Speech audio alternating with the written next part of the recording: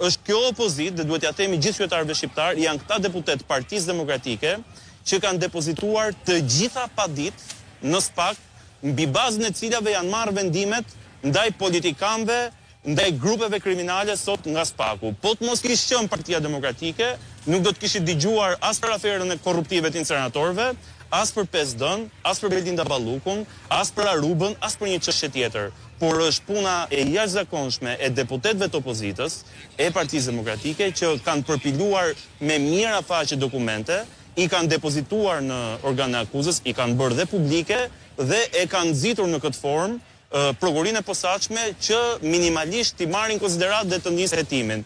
Pavarësisht se deri më sot kemi bilanc zero. Pse e them këtë? Mjafton t'ju marr dy raste konkrete. Shihni inceneratorin e Tiranës. Bazuar në vetë deklaratën e SPAK-ut para pak ditësh, janë mbyllur përfundimisht hetimet dhe një fraksion i kësaj dosje është çuar për gjykim. Rezulton nga vetë hetimet e SPAK-ut në 6 vite që janë vjedhur të paktën 110 milionë euro, dhe ndërkohë nuk ka asnjë person përgjegjës deri më sot. Nuk ka asnjë zyrtar të lartë shtetit i cili është në burg.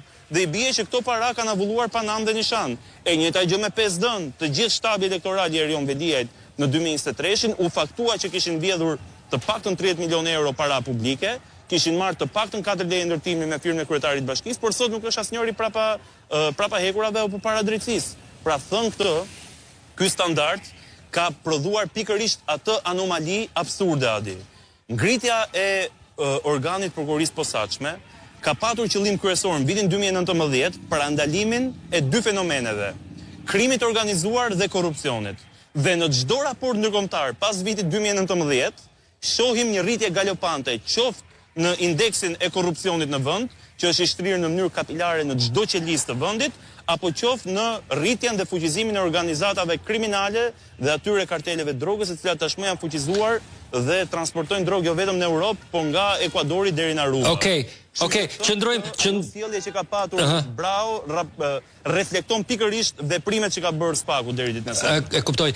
Duhet të flas pak për një qasje tjetër, sepse në rastin konkret, pritshmëria ndaj SPAK-ut ka qenë e madhe. SPAK-u bën dy veprime, e para bën aksionet, të cilat janë të dallueshme. Aksionet janë relativisht të dobta, janë të fragmentarizuara, ajo që shohim. Nuk janë të mjaftueshme, domethënë kaq ata mund të thonë që ju keni një shkallëzim tjetër, një gradient tjetër, ne kemi një gradient tjetër. Okej, hajde ti ballafaqojmë gradientet, por për këtë ka nevojë për komunikim, ka nevojë për ballafaqim. Kjo nuk është e mundur për momentin. Edhe kur vjen tek ju, ka nervozizëm, cinizëm, siç thoni ju, zoti Braho, ka nervozizëm të dallueshëm dhe në një kuptim një frustracion nga ana e deputetëve të opozitës, siç ka një indiferencë arrogante të vetkënaqur të majorancës me një lloj kriminaliteti, po kjo është çështje tjetër, përgjegjësinë e mban ajo. Tash i vim pak te qasja tjetër.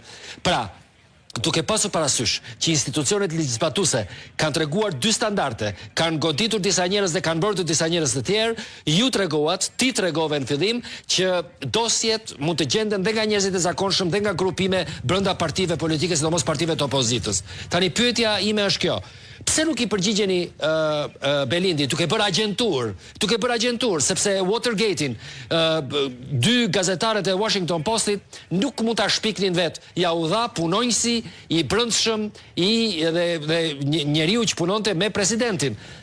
Pra në një kuptim është një komunikim midis pikërisht shtetit që është bërë diktatorial dhe kriminal dhe njerëzve që duan të vërtetën. Gjejini kryeministrit dhe Arubës faktet.